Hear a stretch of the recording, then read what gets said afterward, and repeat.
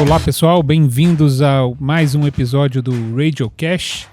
Eu estou aqui super bem acompanhado do meu parceiro Felipe Miranda.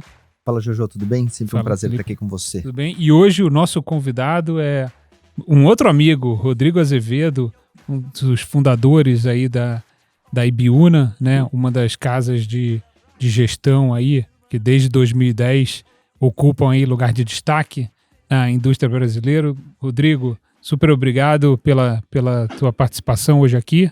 Obrigado, Jojo. Obrigado, Felipe, pela oportunidade de estar aqui com vocês hoje em dia. É uma honra estar aqui batendo um papo com vocês nessa manhã no Redcast. Bom, aqui, Rodrigo, a ideia é a gente bater um papo super aberto aí sobre como é que vocês estão vendo não só o cenário brasileiro, mas o cenário aí de mundial, né? Vocês que na gestão dos fundos, em particular do STH, olham para mais de 30 países aí. Então, ouvir de você e da tua experiência aí de ex-Banco Central e lá com Torós também é uma oportunidade para a gente trocar um pouco dessas figurinhas, né? STH que logo mais no início de agosto aí vai estar reabrindo para captação, né? Um dos fundos mais desejados aí no imaginário do investidor brasileiro. Bom, acho que assim, não dá. Eu cheguei de férias agora e tava brincando, falando assim, pô, parece que o mercado tirou férias junto comigo, né? Tava todo mundo feliz. Aí, primeiro dia que eu voltei de férias, teve a segunda-feira da Delta variante, aí o mercado dá aquela amargada, mas aí depois já lembra que tem vacina e vai tudo de volta. Queria ouvir um pouco dessa tua visão aí de como é que você está vendo essa recuperação que, né, se ela veio para ficar mesmo e como é que qual é a tua primeira opinião aí sobre o cenário que a gente está vivendo? Vamos lá. Eu acho que é importante sempre, aqui na Ibiúna a gente sempre olha do ponto de vista das estratégias macro, sempre tende a olhar o mundo top-down, né? Então, primeiro a gente faz uma análise de como é que está o ciclo global, e aí coloca o contexto dos diversos países, e o Brasil é um desses países que a gente analisa. Então, é importante ter essa visão macro vindo de cima, né? E que direciona exatamente essa tua questão. Quer dizer, é interessante perguntar em que ponto que a gente está do ciclo econômico no mundo, né? 2019 e 2020 foram 2 anos muito interessantes do ponto de vista de olhar o cenário macro, porque foram 2 anos onde a economia vinha desacelerando, né, de uma longa trajetória de crescimento que veio ali desde 2008, 2009, no pós-crise, né, foi uma recuperação mais lenta do que a histórica, mas ela foi muito mais prolongada, né? No entanto, o pico dessa aceleração do crescimento aconteceu na passagem de 2017 para 2018. Né? Em 2018 já teve uma desaceleração importante da China e da Europa, e em 2019 os Estados Unidos se juntou a isso. Então, 2019 foi um ano onde a gente já teve uma desaceleração global, né, meio que sincronizada, né, entre os principais blocos do mundo. Aquele era um momento, como você não tinha muita inflação, onde os bancos centrais já reagiram injetando liquidez, né? Então teve uma queda bastante importante de taxa de juros. É importante lembrar lá que em julho de 2019 o Fed cortou a taxa de juros pela primeira vez em 10 anos, né? E aquele período em particular, entre maio e agosto daquele ano, a gente ganhou bastante dinheiro porque a gente estava muito posicionado exatamente para essa ideia de que o mundo está desacelerando sem inflação, os bancos centrais vão atuar para evitar uma recessão e vão cortar as taxas de juros. De fato, foi o que aconteceu, né? O Ibiúna Red STH em 2019, por exemplo, rendeu 16,2%. Só para dar uma ideia, uma parte grande foi isso. Indo para 2020, parecia que o crescimento global tinha estabilizado. Mas aí chegou a Covid, logo ali em fevereiro e março, logicamente com uma preocupação muito maior, aí sim de que a gente tivesse uma recessão global muito mais profunda, né? Então a atuação dos bancos centrais, de novo, né, utilizaram basicamente toda a munição que tinha sobrado, né, daquela redução já de 19, para tentar evitar o pior, que seria uma recessão prolongada com deflação. Então houve uma queda importante, sincronizada, ainda assim muito maior, de juros naquele período, né? E basicamente, de novo, entre março e junho do ano passado foi um ano que a gente se posicionou, a gente viu aquilo mais ou menos acontecendo e rapidamente se posicionou novamente para essa queda de taxa de juros. Então, março até junho do ano passado foi um período onde a gente conseguiu fazer bastante dinheiro, aí, apesar da crise toda, e o ano passado o STH deu 15,5%. né? E só que o mundo reagiu, né? A economia reagiu, por um lado, né, aos estímulos monetários que foram dados. Em paralelo ao estímulo monetário, houve um estímulo fiscal muito significativo no mundo desenvolvido, né, em uma parte grande do mundo emergente também. E, além de tudo, né, a gente descobriu que, né, ali no segundo trimestre, começo do meados do ano passado, não parecia que a vacina vinha rápido, né, mas ela acabou vindo, né, e acabou imunizando uma parte maior da população, em particular no mundo desenvolvido, mais rápido. Então, isso funcionou como um estímulo adicional. E o que a gente está vendo em 2021 é a resposta adicional a esses estímulos monetários, fiscal e, por outro lado, o impacto da vacina. Então, a gente está tendo uma aceleração da economia global e é uma aceleração muito forte, né? E essa aceleração provavelmente ela vai continuar, né? Aceleração não, mas um crescimento forte vai continuar entrando em 2022. Né? Só para ter uma ideia, né, o FMI estimava ali em abril que o ano passado a economia global contraiu em torno de 3,3%. Esse ano ele espera que a economia global, essa vai ser atualizada daqui a alguns dias, mas a última estimativa era um crescimento esse ano de 6% e o ano que vem de 4,4%. Para ter uma ideia, quando o mundo cresce normalmente, assim, estável, é um crescimento em torno de 3,5%. Então, um crescimento de 6% é um crescimento muito forte. E um crescimento de 4,4% em 2022 ainda é um crescimento acima do que é o crescimento histórico, né, mais normal do mundo. Então, esse é o período que a gente está vivendo nesse momento, né?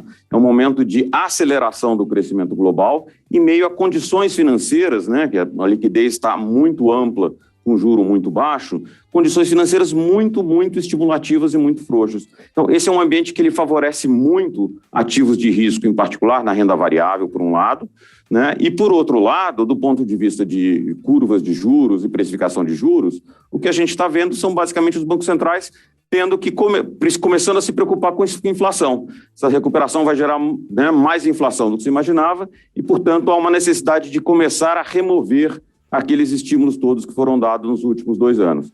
Então, acho que o principal tema que a gente tem explorado nos fundos tem sido exatamente a ideia de como é que a gente precifica altas de juros nos vários países.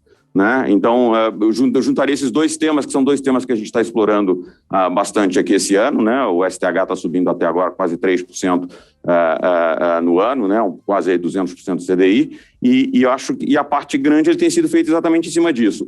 Apostas de altas de juros em vários países do mundo, e, por outro lado, posições compradas em bolsas também espalhadas pelo mundo. Acho que a combinação entre renda variável e juros para cima parece ser uma combinação apropriada para o que a gente está vivendo esse ano, que é um ano, de novo, né, respondendo a sua pergunta, de retomada, né, de aceleração de crescimento. Com relação ao soluço e às suas férias, né, que foi o que você começou dizendo aqui, Juju, na verdade é o seguinte, né, esse ciclo, por outro lado, ele já está avançando, né, não é mais, os preços não são mais aqueles que a gente viu no começo do ano, né, então é normal que a essa altura do campeonato, os preços já muito mais esticados do que eles estavam lá, a gente tenha soluços como a gente viu aí nos últimos 2, na última semana, por exemplo, né? Mas eu acho que enquanto a gente continuar tendo um ambiente de condições financeiras tão favorável, tá? Eu acho que você continua tendo um suporte grande para a performance desses ativos de risco. A gente tem visto esses soluços, né, como oportunidades para reposicionamento na continuidade dessa tendência que a gente está vendo.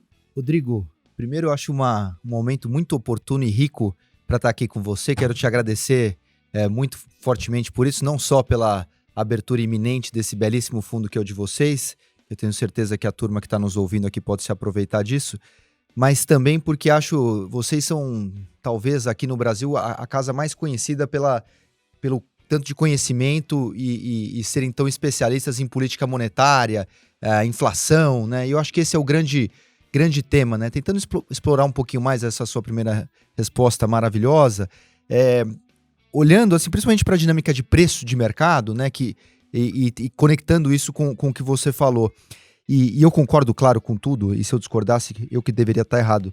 Mas quando a gente vê o movimento ali até... Que isso, Felipe. Até os últimos meses, foi muito claro, claro isso que você falou, né? O yield do Treasury de 10 anos, ele sai ali do 0,9, ele vai bater no 1,80, agora ele volta ali, bateu 1,20, agora já está no 1,30. Ou seja, já algum ajuste para baixo nessas taxas, principalmente aquelas um pouquinho mais longas, né?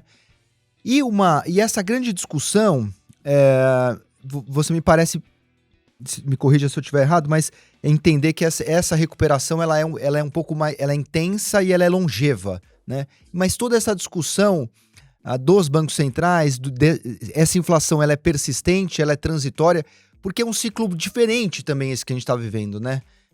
Acho que ela muito rápida aquela volta, aquela demanda reprimida, as cadeias de suprimento ainda de algum modo desestabilizadas ou voltando, últimos dias de preço de commodity meio esquisitos, né? O petróleo teve uma queda importante, agora deu uma voltada, minério de ferro na China, os últimos dias bem fracos. Como é que a gente, qual a leitura, se é que a gente pode ter alguma também, né? Porque esse ambiente está meio com que tipo de recuperação é essa?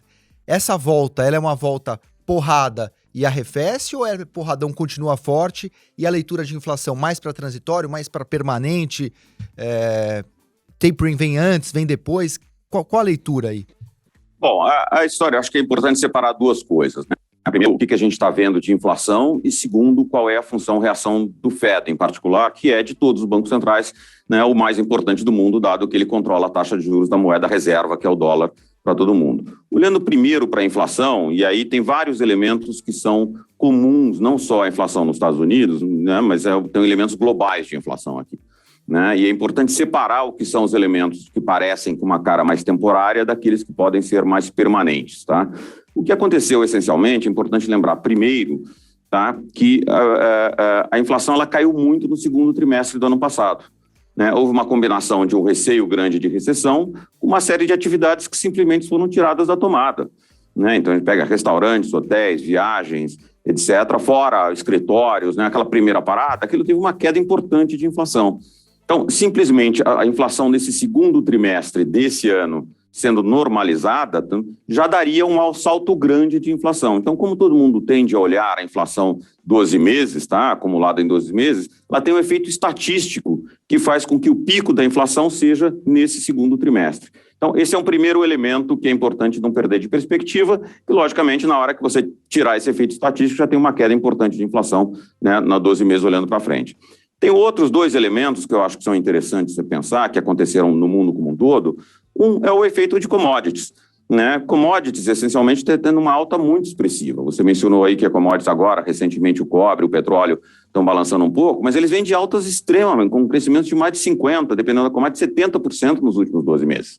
Né? E aí não é efeito estatístico, aí é um efeito de fato, né, do preço da commodity ter andado. O que andou? O que aconteceu? Nós passamos um longo período, né, basicamente de 2013 até 2019, mais ou menos, onde os preços das commodities estavam muito largados, né, eles estavam muito embaixo. E tipicamente o que acontece nesse segmento de commodity é que a commodity responde a preço. E os investimentos não foram feitos, né, para ampliação de capacidade, porque você estava com preço muito baixo. E aí o que acontece? De repente o mundo volta com essa recuperação muito forte, saindo da Covid, e tem uma demanda forte por commodities que, na verdade, a oferta não está lá. Então, o preço precisa subir para gerar o estímulo do investimento e ampliar a oferta. Né? Só que isso toma tempo. Né? Então, uma parte da história é que a gente tem um preço grande. Ora, o preço de commodities sobe, ele afeta preços de inflação no mundo inteiro. Né? Logicamente, aqueles índices, países onde tem um índice de inflação com uma ponderação maior de alimentos, por exemplo, vai ter uma inflação headline mais alta. No caso do México, por exemplo, mesmo no Brasil, os emergentes versus os desenvolvidos. Né? Mas então tem um segundo elemento, além do efeito estatístico, que é o impacto de commodities que está afetando a inflação no mundo inteiro. Né? E aí a questão básica é se a commodity vai continuar crescendo nesse mesmo nível. É importante lembrar que inflação é taxa de variação de preços. Né? Então, se o preço da commodity ficar alta, mas parado, daqui para frente a inflação de commodities vai ser zero. Né? Então, esse efeito também é um efeito que tende a se dirimir. Tem um terceiro efeito que você mencionou aí, bastante apropriado, Felipe, que é o fato de as empresas, de uma maneira geral, ao se depararem com a crise no ano passado, né, também temeram o pior, que seria uma recessão muito aprofundada. Então, todo mundo, basicamente, reduziu seus estoques. Né? Por que eu vou atravessar um período de grande incerteza com estoques elevados? Então, houve uma redução muito forte de estoques e os empresários, como todos nós, fomos surpreendidos, né, pela velocidade da retomada. E está todo mundo sendo pego com baixo estoque. E aí, logicamente, o que acontece? Tem baixo estoque, o preço também sobe. Mas o estoque, esse é uma outra coisa que você faz investimento fora de commodities, mas a parte industrializada, ele tende a se normalizar mais rápido, né? Então, também se espera que haja um alívio de preços. Acho que o exemplo mais citado recentemente é o preço de carros usados nos Estados Unidos, né? A gente está com uma dificuldade de entregar carros novos porque não tem chips para fazerem carros novos, etc. E basicamente o que está acontecendo é que as locadoras, em particular, foram lá e raparam o mercado de mercados usados. E o preço do carro usado explodiu. Não, mas a oferta de carros vai normalizar nos próximos 12 meses, então o preço tende a devolver. Então, a gente tem esses 3 elementos, tá, que são comuns à maior parte dos países, que são uma natureza essencialmente temporária, né? Um efeito estatístico, um efeito de commodities e o efeito das restrições em várias cadeias de produção que fazem isso. Então, esses efeitos, eles tendem a se dissipar, né? Então, muito provavelmente uma parte grande dessa alta de inflação que ela está sendo comum a vários países que a gente acompanha, né? No ano que vem ela já vai estar com uma situação bem mais tranquila, né? Quando a gente olha o caso do Brasil, por exemplo, só para citar um exemplo, a gente está com uma inflação acumulada em 12 meses acima de 8%. Né? E, no entanto, a projeção de consenso de inflação no ano que vem está abaixo de 4%. Por quê? Porque também tem uma parte desses efeitos temporários que acabam passando. A questão que é importante para os bancos centrais, no entanto, né, é quais desses elementos podem... São 2 preocupações importantes. A primeira é quanto desse elemento temporário pode, né, vazar para a inflação do ano que vem. Né? Então, a pergunta, no fundo, é qual o impacto secundário desse choque que a gente está tendo aqui. E aí os bancos centrais têm que atuar, né, para evitar que esse choque seja mais permanente e que ele se dissipe muito mais rápido.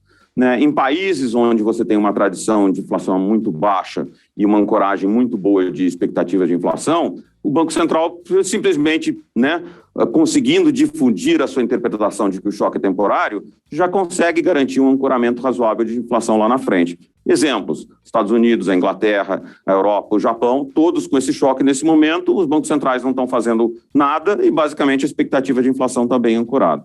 Mas há outros países onde isso não acontece. São países que têm muito mais ou tradição de inflação mais alta, ou uma ancoragem mais frágil por aspectos institucionais das expectativas de inflação, ou mesmo, por exemplo, no caso do Brasil, o Brasil tem muitos mecanismos formais e informais de indexação à inflação passada, que são herança do nosso período de alta inflação. Então, só para dar um exemplo, né, o exemplo mais formal possível é o contrato de aluguel, né, que é reajustado pela inflação passada dos últimos 12 meses. Né? Então, o que acaba acontecendo? Um choque associado a commodities, na hora ele acaba subindo o preço do aluguel. Né? Então, ele acaba sendo muito mais persistente e dificulta trazer a inflação para baixo. Mais do que isso, ele ameaça muito mais as expectativas de inflação. Então, em países que têm essa característica, o Banco Central tem que reagir muito mais cedo. Né? E aí ficar só, né, tentando argumentar que o choque é temporário não funciona, ele tem que, de fato, né, atuar. Então, assim, o Brasil já vem atuando desde o começo do ano, né, mais recentemente, aqui na nossa região, né, o México e o Chile também estão sendo forçados a atuar. Né? A Rússia já vem subindo há um tempo, né? Enfim, então, isso é só para dar uma ideia de que existe uma diversidade de respostas a bancos centrais que dependem das condições específicas de cada país. Né? Então, assim, o importante é que, né, os bancos centrais que não têm essa ancoragem tão forte de expectativas de inflação, eles de fato têm que atuar. E aí é que está a oportunidade para a gente como a gente, que é exatamente fazer o mapa de que banco central está onde, né, e o que o mercado está apostando onde ele está. Né? E essencialmente o que a gente tem feito é tentar identificar bancos centrais que a gente acha que vai ter que reagir antes, porque a força inflacionária é global. Exatamente para evitar a segunda questão, né, que esses choques temporários não fiquem permanentes por um lado, e por outro lado tem um outro elemento, né, que é o setor de serviços inteiro, ele ficou parado durante a pandemia, né, ou pelo menos uma parte grande desse setor. Né? E esse setor, à medida que ele volta, você pode transferir essa inflação, que até agora era muito mais uma inflação de bens e de bens comercializáveis, para a parte de serviços. Então, no fundo, essa é a sintonia fina que o Banco Central tem que fazer. Né? É como garantir que esse choque temporário, de fato, seja só temporário e acabe permitindo que a inflação volte o ano que vem. É uma arte, né? Mas, né, para quem olha isso com atenção e cuidado, é muita oportunidade de investimento também. Para a gente encerrar lá fora e depois vir para cá, Você falou no comecinho ali que você está comprado em bolsas globais e esperando assim essas altas de taxa de juros de mercado em alguns países, e vocês estão agora atrás desses bancos centrais que vão nesse processo. Conta pra gente como é que tá, de forma mais específica, assim, quais são os vetores a que vocês estão expostos? É bolsa americana, alta de juros nos Estados Unidos, ou tem algumas outras posições? Nos fundos macro, né, o que a gente faz, a gente tenta capturar equities, né, ou renda variável, como classe de ativos. Tá? Então, a gente não busca, né, nomes individuais. Eu estou investindo na empresa tal, no setor tal. O que eu estou olhando aqui é basicamente o seguinte, né, olhando muito de uma perspectiva de macro. Equities é uma boa alocação nesse momento ou não? Né? A gente acha que é. Então, primeiro, tipicamente se traduz, né, na ideia de que, no jargão técnico, né, de a gente está tentando capturar o beta. Eu não estou tentando capturar o alfa. Né? E aí a ideia aqui, no fundo, é qual o país que eu acho que vai ter o beta mais atrativo, né? Que responde muito mais às condições financeiras. Tá? Importante. E aí, o que a gente vem levando em consideração? Né? A ideia de que, além do estímulo monetário, tem esse outro estímulo não tradicional, que é a vacina, né? Que tem um impacto grande na lucratividade das empresas. Então, o que aconteceu do ano passado para cá? Né? A vacina e a reabertura da economia, que se segue a ela, tá? Ela não foi homogênea no mundo inteiro.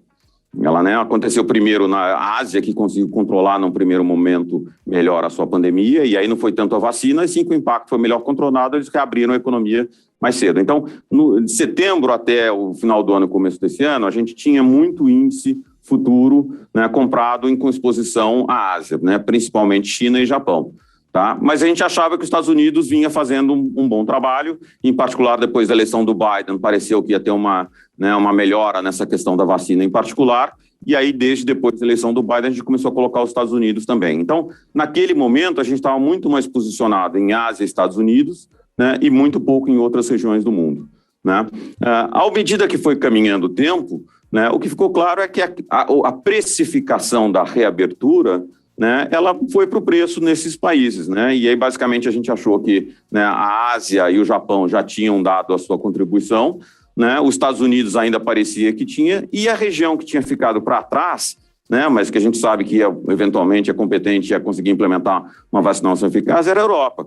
Né? Então, em finais do primeiro trimestre, ao longo do primeiro trimestre, a gente reduziu o Japão e emergentes, tá? E foi começando a adicionar, em particular, a partir do segundo trimestre, nas bolsas europeias. E aí, principalmente, a Eurostoxx e a bolsa alemã. Então, hoje em dia, eu tenho... E essa composição, eu acho que ela continua sendo uma composição boa, mas os preços já não são tão atrativos quanto eles eram 3 meses atrás, mas acho que ele continua sendo bom. Tá? Então, aqui a gente tem bastante exposição aos Estados Unidos e as bolsas europeias.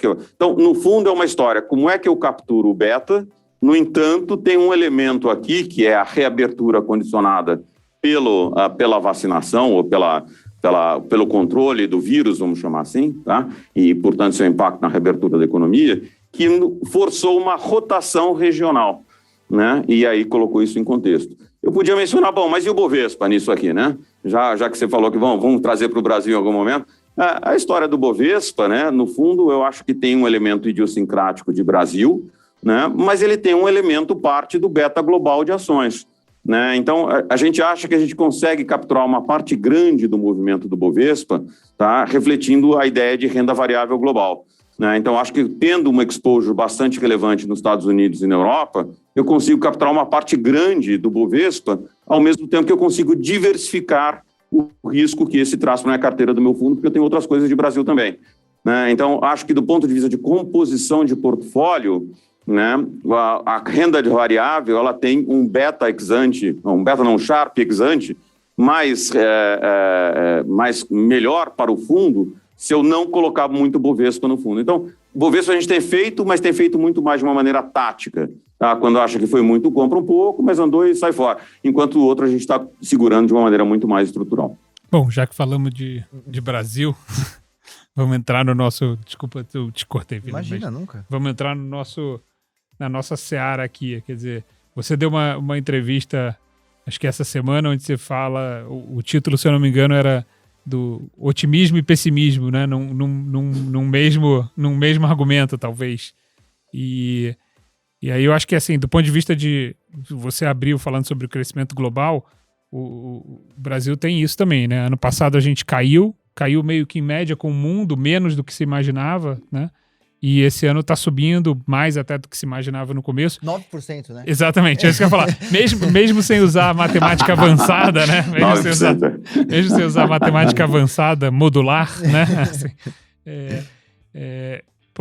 tem um pouco, assim, talvez um pouco atrasado, mas a gente entrou nessa mesma dinâmica mundial, mas temos as nossas jabuticabas, né? Únicas, né? Tem o nosso desafio fiscal, no meio disso tem discussão aí importante acontecendo e acalorada sobre reforma da Previdência, tem sempre a expectativa de que Previdência não, tributária, né? Eu fico com ela fixa na cabeça. Reforma tributária e se vem outras reformas ou não, privatização, quer dizer, se tudo que se esperava do governo vai acontecer agora nessa reta final ou não, já que eleições já estão aí ocupando um pouco do espaço das pessoas. Então eu queria ouvir um pouco da opinião ainda de cenário aí mais focado em Brasil. Você mencionou no começo, né, o otimismo e o pessimismo. Como bom economista, né, sempre tem por um lado e por outro lado, né? Mas aqui, né, na verdade, eu tenho que vestir meu chapéu de gestor, né? E como gestor, pessimista ou otimista sempre diz respeito ao que está no preço, né? Ou seja, eu acho que otimista o preço vai subir, ou pessimista acho que o preço vai cair, né? Então é sempre relativo, né? E a história básica, eu acho que no curto prazo é para estar construtivo, sim, né? Mas no médio prazo existe uma série de dúvidas que nos deixa continuamente ainda mais cético e preocupado com o médio prazo. Mas vamos lá, né? Acho que a história do Brasil, no fundo, era uma história de... a gente estava bastante preocupado e bastante pouco posicionado no Brasil, em particular de maneira construtiva, até estava posicionado de maneira defensiva até abril desse ano. Tá? E a história básica é que a gente via esse ciclo muito positivo lá fora e achava que, pelas várias mazelas do Brasil, tá, associadas à nossa questão fiscal, associada ao baixo crescimento que a gente tem, associada à resposta, né, descoordenada, para dizer o mínimo, à implementação da vacina que a gente teve, né, existe um certo ceticismo na nossa capacidade de crescer, né, a tal ponto que a gente caiu ano passado, como você mencionou, alguma coisa em torno de 4,2%, 4,3% de PIB, e a expectativa que a gente tinha esse ano é que não ia nem recuperar isso. A expectativa que a gente tinha é que esse ano vai crescer em torno de 2,5%, mais ou menos, né? E o que aconteceu ali de abril para cá é que todos nós somos surpreendidos, né, pela resiliência da economia em face dessa segunda onda, né? E o que a gente observou é que, apesar dessa segunda onda ter gerado um número de casos e um número de óbitos, infelizmente, muito maior do que na primeira onda, né, a economia sofreu muito menos, né? E o resultado, quando a gente olha para as empresas refletem muito mais a performance da economia do que a da pandemia, né? A pandemia era importante na medida em que você, através dos lockdowns, afetava muito as empresas. E aí o que acabou acontecendo é que houve uma revisão importante, né, da expectativa de crescimento para esse ano, né? E uma expectativa nossa e a expectativa de consenso vem revisando para cima, né? A gente está, nesse momento, com uma expectativa de economia possa crescer esse ano em torno de 6,2%. Né? 6,2% é muito diferente de crescer 2,5%. Né? Então, assim, a performance das empresas é muito diferente, né? E tem um outro elemento também que via sendo um dos principais fatores, né, de preocupação para o Brasil, que era o risco soberano, né? Que é a ideia de que a questão fiscal, em particular, era uma questão em que a pandemia tinha nos colocado, né, o legado da pandemia, do ponto de vista fiscal, ele foi muito pesado, né? Nós gastamos muito ano passado, e a dívida PIB tinha dado um salto, né? Até abril, a nossa estimativa mais ou menos de consenso, era que a gente teria saído de 75% do PIB de dívida bruta pré-pandemia, indo para alguma coisa no final desse ano 90%, e que esse número continuava crescendo ao longo de 2022. Né? Então, o legado da pandemia seria alguma coisa entre 15 a 20 pontos percentuais de dívida PIB. Né? Para um país que já começou de um nível muito alto, é muita coisa. Né? Então, isso justificava preocupações grandes, logicamente, com a manutenção, em particular, da prudência fiscal, não só nesse governo, mas nos outros governos, e, portanto, isso demandava um prêmio de risco Brasil muito alto. Né? Então, o prêmio de risco Brasil significava uma curva de juros muito mais inclinada, logicamente, significa um prêmio maior na taxa de câmbio, ela tem que ficar muito mais depreciada, e um desconto muito maior das empresas na Bolsa, portanto, a Bolsa teria que tradar muito mais para baixo, né? Ora, o que aconteceu com essa revisão de crescimento e, em paralelo, uma revisão grande das expectativas de inflação, que surpreendeu negativamente, ou seja, a inflação está se tornando muito mais alta e resiliente do que a gente imaginava no começo do ano, mas ela teve o efeito benéfico de inflar o PIB nominal esperado para esse ano. E, logicamente, como você mede endividamento como estoque de dívida sobre o estoque de PIB nominal, na hora que você infla o denominador, houve uma mudança importante na percepção de qual o nível de dívida no final desse ano. Então, a gente achava que antes que a dívida PIB ia terminar esse ano em torno de 90, 91, né, a nossa estimativa agora para o final do ano é 81. Né? E, logicamente, uma dinâmica de crescimento mais elevado também leva a uma dinâmica melhor de dívida PIB. O ano que vem a gente acha que tem uma chance de estabilizar ou cair um pouco. Né? Então, no final da história, qual é o resumo da história? O legado da pandemia, do ponto de vista fiscal, que a gente achava que era alguma coisa entre 15 a 20 pontos percentuais do PIB, terá sido alguma coisa em torno de 5 pontos percentuais do PIB. Né? Então, é bastante coisa ter dívida de 80% do PIB e ter uma ameaça constante ao teto de gastos olhando para frente. Né? Então, existem razões suficientes para a gente ter um ceticismo de médio prazo. Né? Agora, no curto prazo, uma coisa é o preço refletindo uma dívida PIB de 90 a 95, outra coisa é um preço que tem que refletir uma dívida PIB de 81. Né? Então, de novo, voltando para o começo do argumento, né, pessimista ou otimista relativamente àquilo que está no preço. Né? Na hora que a gente parou ali no final de abril e fez a conta e refez para onde ela ia, a gente fez o quê? A gente saiu das posições defensivas de Brasil e passou a ter posições um pouco mais construtivas. Né? Nesse sentido, é um certo alívio. É como se a gente tivesse ganho, na verdade, uma janela de tempo para a gente poder trabalhar melhor os nossos problemas de médio prazo. Né? Então, nesse sentido, a gente ficou mais construtivo e largou, assim, de novo, eu falei que no começo do ano a gente só tinha posições defensivas no Brasil, achava que o Brasil era um underperformer nessa trajetória de crescimento e retomada global, e agora a gente acha que o Brasil está mais em condições de acompanhar o que está acontecendo no resto do mundo, pelo menos no curto prazo. Logicamente, existe aí toda a questão da eleição de 2022 e o que acontece depois disso, mas esse é um capítulo que a gente comenta mais à frente. E, Rodrigo, vendo essa sua ótima resposta, me parece assim, pô, então vamos comprar bolsa, né? E agora atrás você fala assim, o Bovespa nós estamos fazendo aqui, mas estamos fazendo meio quase com vergonha, né? Faz, mas volta, tático e tal. É isso mesmo, quase com vergonha. Da onde vem o ceticismo com o índice, com bolsa local? Uma parte da história, né, é que a gente está sujeito, né, a gente tem um estilo de presidente no Brasil, né, e, portanto, isso se transfere para o governo inteiro, que ele cresce no conflito. Né? Então, é um presidente que, né, toda vez que tem alguma coisa acontecendo, ele aumenta o conflito, ele não reduz o conflito. Né? Então, isso está sujeito a muito mais, né, riscos idiosincráticos. Se acorda um dia, aconteceu alguma coisa que você não esperava. Né? Então, eu prefiro diversificar esse risco e não correr esse risco no meu portfólio de bolsa. Na bolsa, eu tenho assim, uma aposta muito clara. Existe uma retomada global com muita liquidez e juro baixo. Por que eu vou contaminar esse play com o Bolsonaro acordou de mau humor? Entendeu? Então, assim, eu prefiro não correr esse risco na bolsa de uma maneira sistemática. Mas é mais do que isso, né? Eu acho que existe uma segunda questão, que é a questão que a gente mencionou sobre o ceticismo do médio prazo. Né? E aí existe aqui uma série de percepções de que o Brasil, entre os problemas importantes que a gente tem, é que o Brasil cresce pouco. Né? A gente cresce pouco porque tem baixa produtividade total de fatores na economia brasileira.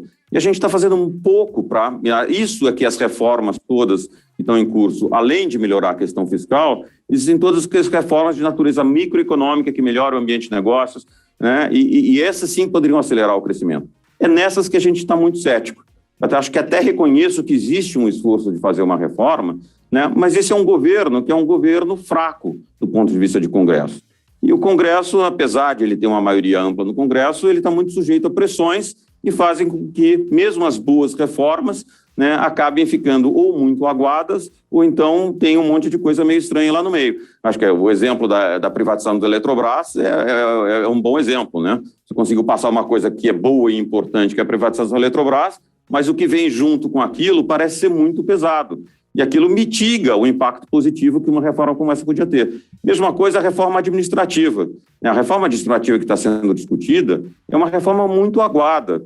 Então, a reforma administrativa ela é uma reforma muito importante. Mas quando você para e olha, vê o impacto efetivo do que está sendo feito e do que é factível com esse governo, com essa combinação política que a gente tem nesse momento, ela parece não vai ser muito eficaz em conseguir alavancar o crescimento.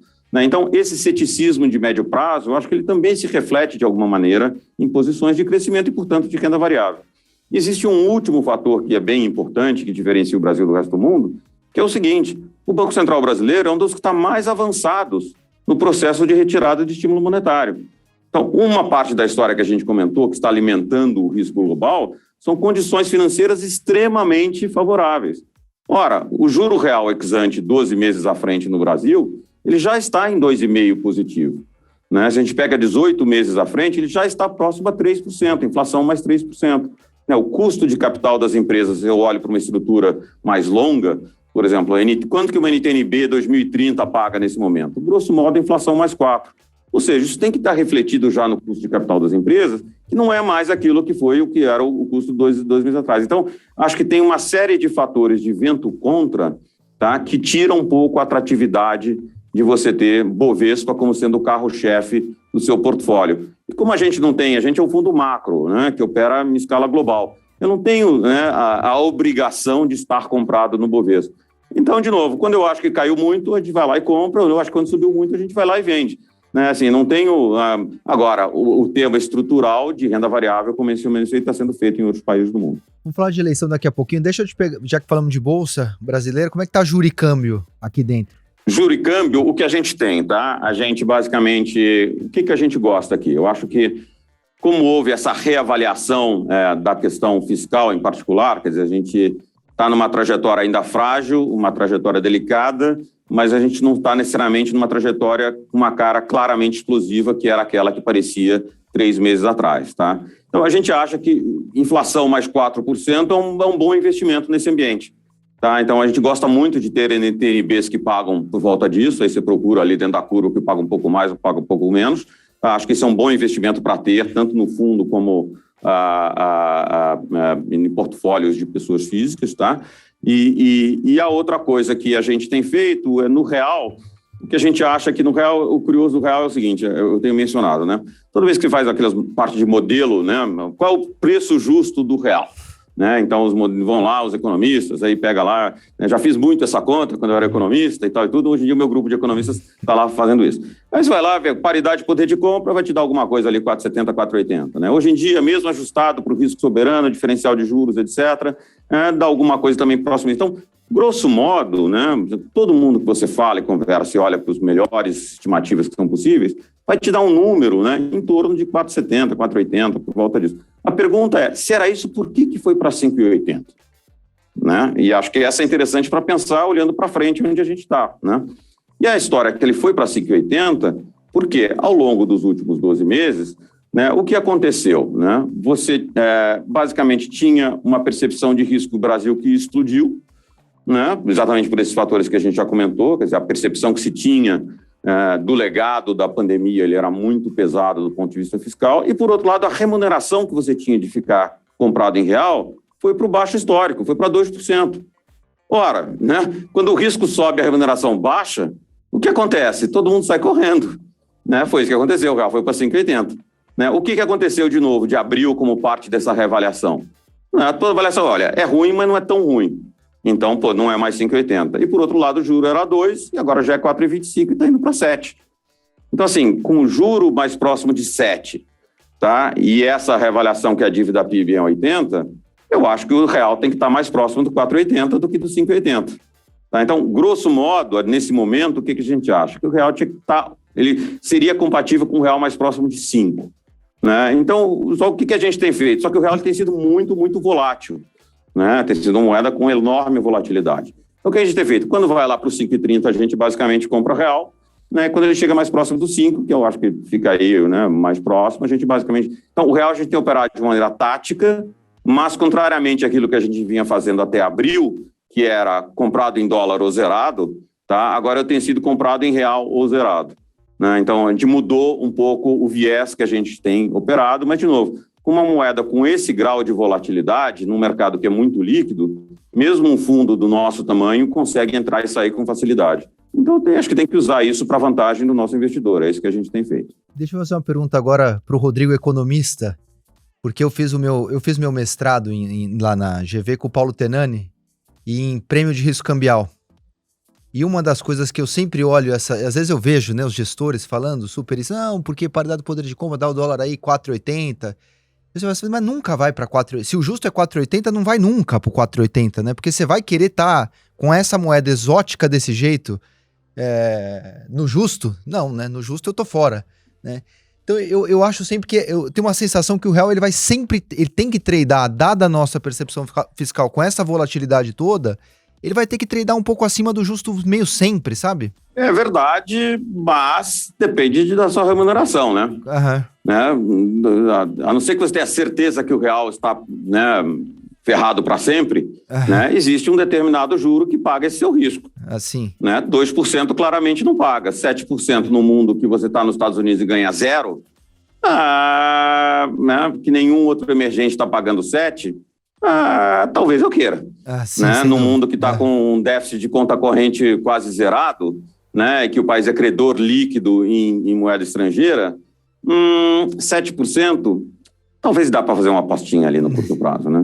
Então, é esse tipo de coisa, né? O mundo é relativo, você não pode olhar só o risco, né? Você tem que olhar a oportunidade de retorno, né? E pensar se o retorno e o prêmio que você está tendo compensa ou não aquele risco. A 2% claramente não compensava, né? A 7% eu acho que vai ter muita gente pensando que talvez compense sim. Só para completar esse cenário aí de Brasil e oportunidades, vocês estão reabrindo o STH aí depois de uma temporada fechada, né? Quer dizer, essa ideia, quer dizer, normalmente, conhecendo o racional de vocês, tem a ver com estar enxergando oportunidades para alocar esses recursos. Tem alguma outra coisa que chamou a atenção de vocês para abrir nessa janela? Quer dizer, como é que vocês estão sentindo, tipo, apetite de investidor versus capacidade de alocar esse dinheiro? Bom, eu acho que tem duas coisas, tá? A primeira tem a ver exatamente com o que você falou, tá? A gente está vendo muita oportunidade, tá? De novo, a gente acha que a taxa de juros americana no final do ano, a taxa de 10 anos tem que estar operando mais próximo a 1,7. A gente acha que no final do ano que vem ela vai para 2,1. Né? Essa semana ela operou abaixo de 1,20. Né? E se a taxa de juros americana de 10 anos subir de 1,20 para 1,70 daqui para o final do ano, todas as taxas de juros do mundo das curvas longas vão subir. Né? E todas elas tiveram essa volta grande que a gente ouviu na americana, também aconteceu em diversas medidas em vários outros bancos centrais. Então, assim, a coisa que eu mais encontro hoje em dia é países onde eu tenho vontade de tomar a taxa de juros. Tá? Então, assim, acho que tem muita oportunidade aqui. Acho que continua tendo muita oportunidade em renda variável, tá? No mundo como um todo também, como a gente mencionou. Então, eu acho que, de novo, oportunidades para investimentos em mercados líquidos que comportam a nossa estratégia, eu estou vendo um monte de coisa. Então, parte da história é exatamente essa que você mencionou, Juju. A outra parte da história aí tem a ver menos com o mercado e mais com a gente mesmo. Né? A história básica é o seguinte, a gente teve uma performance bastante razoável aí dos últimos 3, 5 anos, né? E isso no nosso mercado é muito objetivo, né? Você tem um período longo de reforma de performance que você capta, né? E a nossa captação, né, funcionou bastante bem e subiu bastante nos últimos 2 anos. Então, a gente freou a captação também um pouco, quando a gente fechou o fundo em setembro do ano passado, para meio que, né, deixa a gente apertar os parafusos aqui dentro da casa, né, para ter certeza que eu consigo fazer o fundo continuar performando com o mesmo perfil de risco-retorno que ele tinha quando ele tinha, né, metade ou 60% dos recursos que eu toco hoje em dia. Eu acho que a coisa que mais frustra um investidor é aquele que ele para e olha um fundo, vê uma performance espetacular e fala, eu quero esse fundo. E ele vai lá, investe o fundo e depois o fundo não consegue mais repetir aquilo porque ele cresceu muito. Né? Então, a gente teve esse cuidado de parar para apertar os parafusos. Acho que a gente conseguiu fazer isso, né, de uma série de processos aqui dentro que a gente melhorou e contratações que a gente fez, né, mercados onde a gente passou a ver com mais lupa e operar de uma maneira diferente. E acho que a gente tem o conforto aqui de fazer uma captação pontual. Né? Então, eu não estou reabrindo o fundo para os próximos 6 meses. Estou fazendo uma captação muito pontual, né, que basicamente visa repor aqueles recursos que, eventualmente, quem precisou de caixa teve que sacar nesse período, e, por outro lado, aumentar a capacidade da estratégia mais ou menos em 10%. Tá? Então, acho que isso aqui é basicamente uma maneira justa, né, do meu relacionamento com o meu investidor, que olha, estou trabalhando para que o fundo com esse tamanho continue sendo. E agora eu tenho o conforto, depois de ter feito esse certo de apertos de parafusos, vou chamar assim, que a gente vai conseguir olhar para essas oportunidades todas que eu mencionei e ter a capacidade de gestão de transformá-la em cota.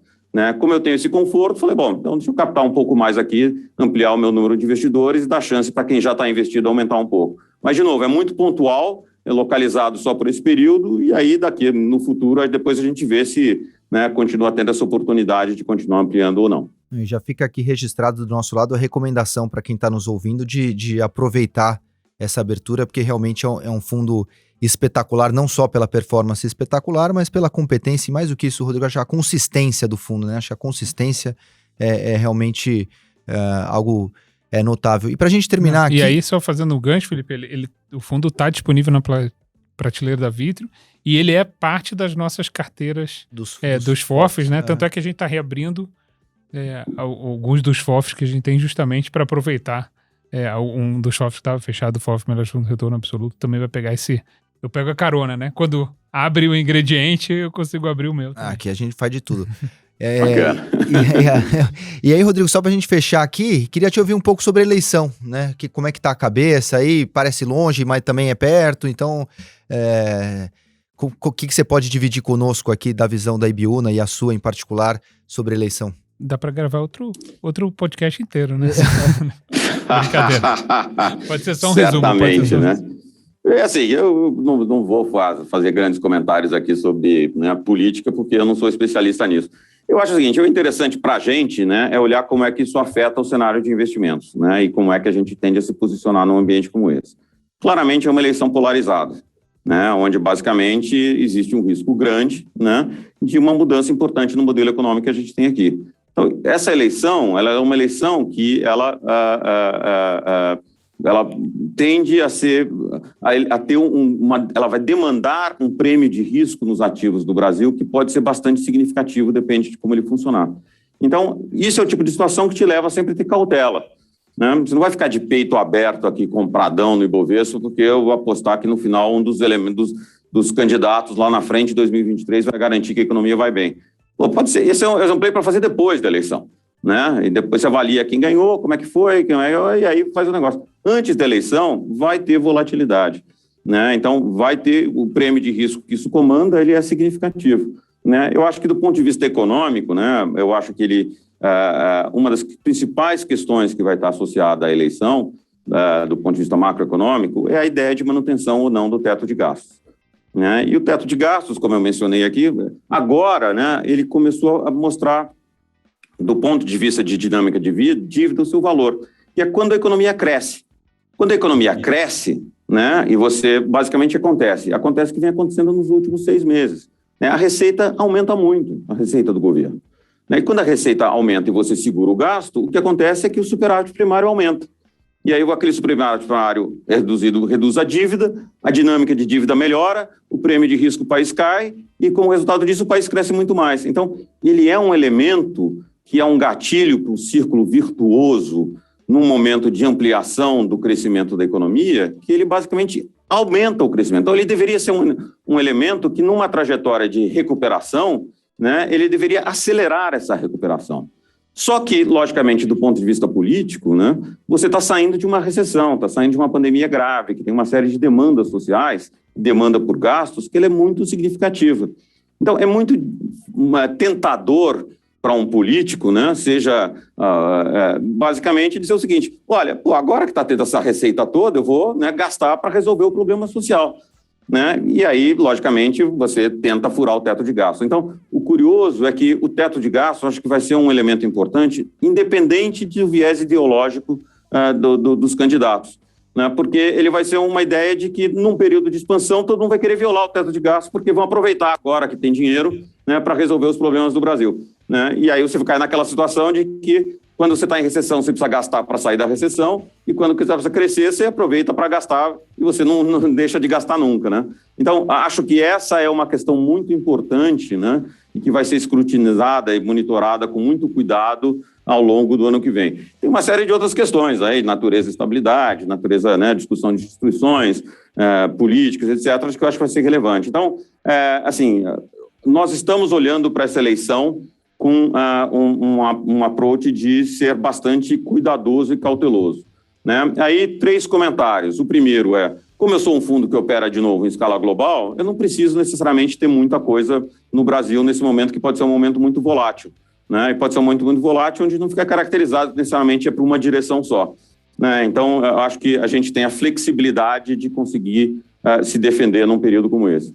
2 outros comentários que eu acho que são relevantes. O primeiro é timing, tá? Mas eu acho que isso não é uma discussão para já, né? Para já acho que tem muito estação, etc., mas você vai ter um cenário um pouco melhor, acho que a partir do carnaval do ano que vem, né? Então, acho que até lá tem vários outros temas que tendem a ser mais importantes para serem operados no curto prazo, tá? Então, eu não estou tão preocupado com a eleição no curto prazo, mas a partir do carnaval do ano que vem eu antecipo que a gente esteja bastante cuidadoso com isso.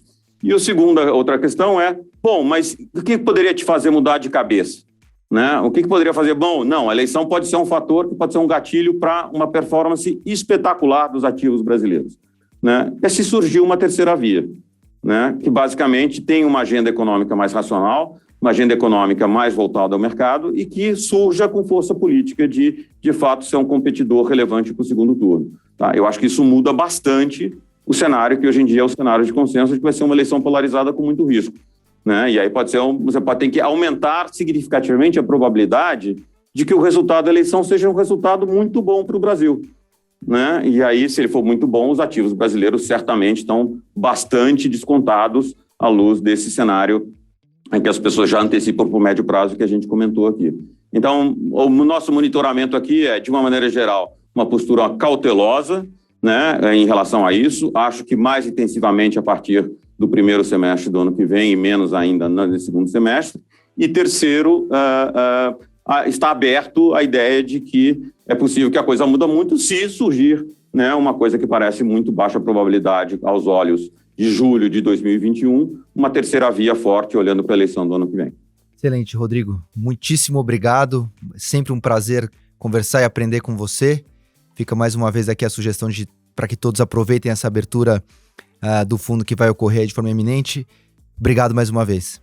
Valeu, Rodrigo, e aí também aos amigos aí dos bastidores aí da Ibiúna por tornar essa conversa possível. Obrigado a vocês aqui pela oportunidade de estar aqui com vocês. É sempre um prazer essa troca de ideias. E obrigado pela parceria também aí da Vitro, da Empírio de tanto tempo. Valeu, obrigadão.